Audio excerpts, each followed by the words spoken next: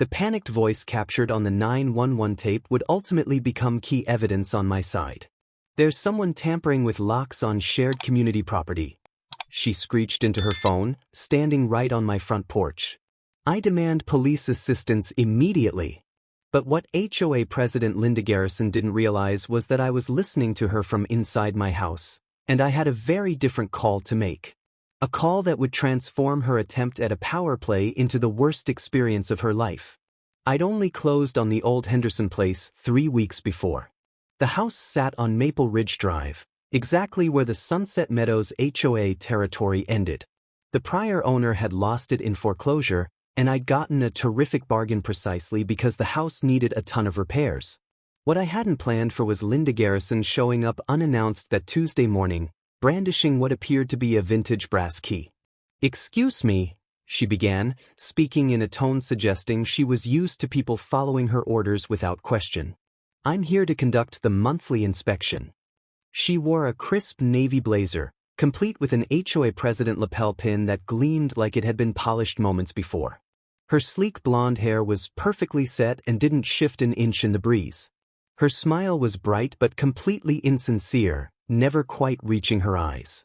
"I think there's been a mistake," I replied calmly, putting aside the paint roller I'd been using. "This is private property. I bought it 3 weeks ago." Her smile flickered briefly before snapping back with double the force. "Young man, this house belongs to Sunset Meadows HOA. We're entitled to inspect any property inside our jurisdiction." She held up the brass key as though it were some royal insignia. "This master key lets me enter every residence in our community." I managed to keep my tone professional, though a trace of amusement threatened to show. "Ma'am, I have all my closing paperwork inside. This property sits beyond your HOA's borders. The survey proves it." "I don't need to look at any documents," she interrupted, dismissing me with a wave of her manicured hand. "I've been the HOA president for 8 years. I know every lot under our governance." She stepped closer, extending the key toward my front door's lock. "Now if you'll excuse me." "Ma'am, please back away," I said firmly but politely. "This is private property, and you do not have permission to enter." Her face turned bright crimson, clashing violently with her coral-colored lipstick. "How dare you speak to me like that? Do you have any idea who I am?" "Linda Garrison, TOA President," I answered steadily. "But that doesn't give you authority over this property." She jabbed a finger in my direction, her voice climbing to a shrill pitch that probably rattled her fellow board members. "You'll be hearing from our attorneys. No one defies the HOA." With that, she spun on her high-end heels and stormed back to her white Lexus, slamming the car door so forcefully that the HOA parking permit on her window fluttered. I assumed that would be the last of it. I went back to painting my living room walls, enjoying the freedom of owning a home beyond the reach of HOA meddling. But in hindsight, I should have known better. People like Linda don't surrender power gracefully. Shortly after lunch, I heard noise outside. Peering through my window, I saw Linda's white Lexus back at the curb. She was on my front steps again, furiously jamming her brass key into my lock, twisting it repeatedly in a mounting frenzy. Her face had gone from bright red to a deep purple, and she was muttering things I couldn't quite hear. I opened the door before she could destroy my lock. "Mrs. Garrison, is there something I can help you with?" She jumped back in theatrical shock, clutching her chest. "You changed the locks," she accused, her tone suggesting I'd committed a felony. "That violates HOA regulations. You can't replace locks without board permission." "Mrs. Garrison," I said patiently, "as I explained before, this property isn't part of your HOA. And even if it were, I haven't changed any locks. These are the same ones that were here when I purchased the house." Her eyes narrowed into cold slits. "You're lying. This key has always opened this door. The previous owner knew the rules. He granted us inspection access." "The previous owner lost the house to foreclosure," I reminded her gently. "Whatever deal you think you had ended when the bank took over." That's when she whipped out her smartphone. "Fine. If you want to make this difficult, we'll handle it the hard way." She dialed 911 with exaggerated flair, throwing me a look of smug triumph. I need the police immediately. There's a squatter occupying one of our HOA properties. He's changed the locks and is refusing to vacate. I couldn't help shaking my head at the sheer nerve of it. She gave the dispatcher my address, sounding utterly certain of her own lies. Yes, I'm the HOA president. I have full jurisdiction over this property. Please hurry. He seems unstable. While she continued performing for the dispatcher, I quietly stepped back into my house. If she wanted to involve emergency services, then so could I. The difference was, I had an ace up my sleeve. I pulled out my phone and dialed a number I knew by heart. After just 2 rings, a familiar voice answered. County Dispatch. Sarah speaking. Hey, Sarah, it's David Morrison, I said calmly. Looks like I've got a situation brewing at my new place on Maple Ridge. Sarah Martinez had been one of my best friends since high school. She joined the County Dispatch Center 5 years ago and had quickly become a pro. David, I heard you bought a house over there. What's going on? I've got the HOA president on my porch claiming I'm squatting in my own home. I think she just called 911 with a false report. Linda Garrison? Sarah said knowingly. White Lexus, blonde hair that refuses to move? That's her, I confirmed. She insists the HOA controls my house, but I've got the deed and survey proving it's outside their territory. Parcel number 4728916. I heard rapid typing on her end. Hang on. Okay, I see it. You're right. That parcel is outside the Sunset Meadows HOA boundary. In fact, it's never been listed under any HOA. That's what I've been trying to explain to her. But she's obsessed with some so-called master key that's supposed to give her access to my house. Sarah's voice shifted into her professional dispatcher mode, with an edge of concern. David, I'm seeing the 911 call coming in right now from your address. She's reporting you as a squatter and claiming HOA control over the property. Officers are already en route. Figured as much, I said, glancing out the window at Linda, who was pacing my driveway, waving her arms wildly as she talked into her phone. I've got my closing papers, deed, and survey ready. Good. I'm adding notes to the call right now. Officers Johnson and Pike are responding. They'll have the real story before they arrive. She paused, then added more softly, she's actually telling them you're squatting in your own house? Apparently, her magical HOA key not working is proof that I'm a criminal, I said dryly. She tried the lock this morning. I explained that the property isn't under HOA control. Now she's back, filing a false report. Okay, I've flagged this as a possible false report and trespass situation. The officers will be fully briefed. Just stay calm and have your documents handy. Thanks, Sarah. I owe you one. No problem. And David? Maybe consider installing cameras. I've got a feeling she's not done with you yet. As I ended the call, I saw that Linda had finished hers too.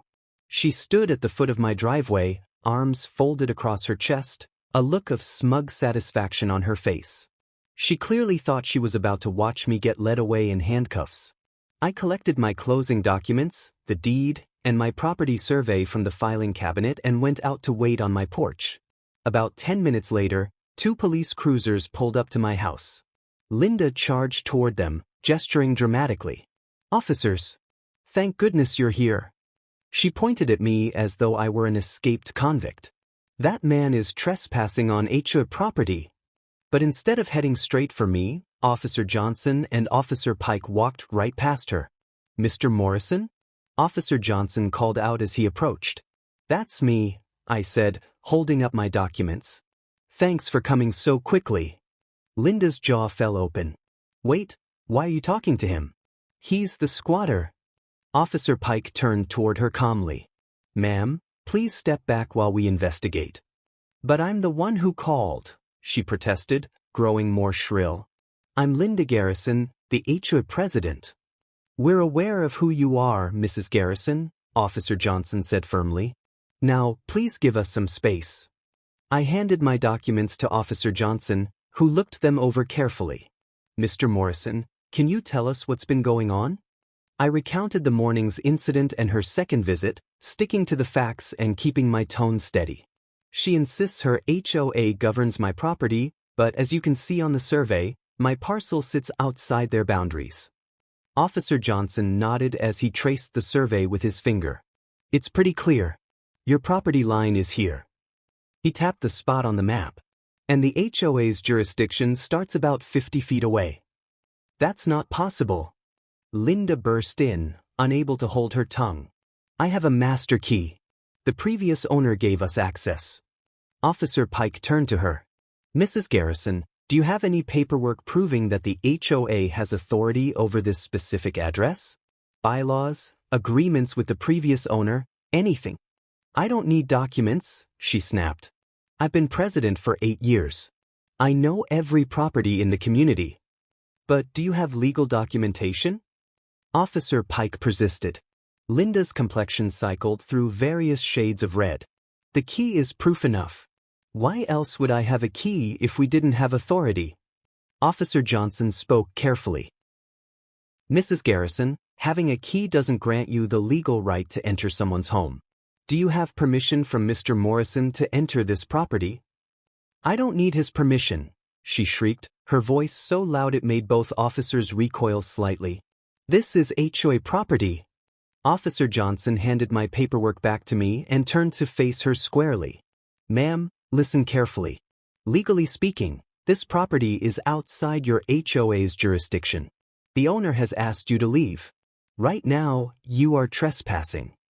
And furthermore, Officer Pike added sternly, you made a false 911 report accusing Mr. Morrison of squatting. That's considered misuse of emergency services. The color drained from Linda's face as reality set in.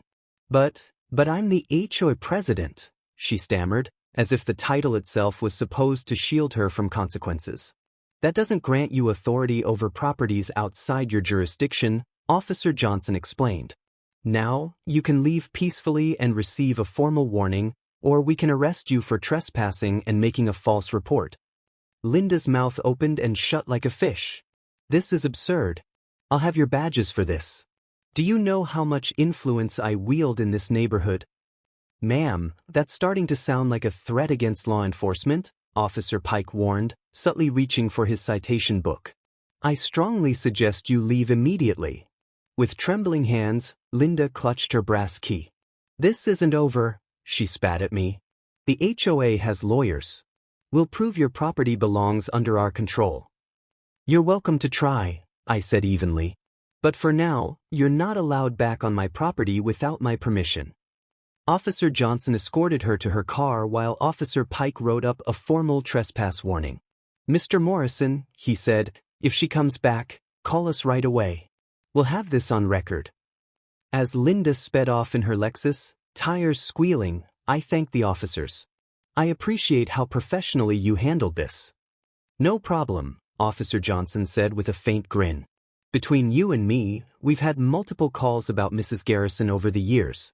She thinks being HOA president makes her the sheriff of the whole neighborhood. After they left, I stood on my porch, enjoying the silence. I locked my door with my own key, the only key that would ever open it without my permission. 3 days later, an official letter arrived from Sunset Meadows HOA. Instead of the threatening lawsuit Linda had promised, it was a polite statement acknowledging that after reviewing property records, the board confirmed that 472 to 8916 Maple Ridge Drive was outside their HOA boundaries. I had the letter professionally framed and hung it by my front door. A permanent reminder that the best way to handle power-hungry people is with simple truth and proper documentation. Linda's real consequences came at the next HOA meeting. Word of her 911 fiasco spread faster than wildfire at a garden club meeting. When she tried to call the gathering to order, homeowner after homeowner rose to demand answers. How many other homes had she falsely claimed authority over? How many times had she misused that so-called master key? The vote was unanimous. Linda Garrison was removed from her post as HOA president, effective immediately. She sat motionless in her chair as the result was announced, her mouth opening and closing silently while her self-made empire collapsed around her. But her troubles weren't over. The HOA board voted to audit her actions. What they uncovered led to a $15,000 fine for misappropriating HOA funds and several violations of state property laws. 6 months later, as the judge delivered the verdict, ordering Linda to pay full restitution plus legal costs, her face crumpled like tissue paper in the rain.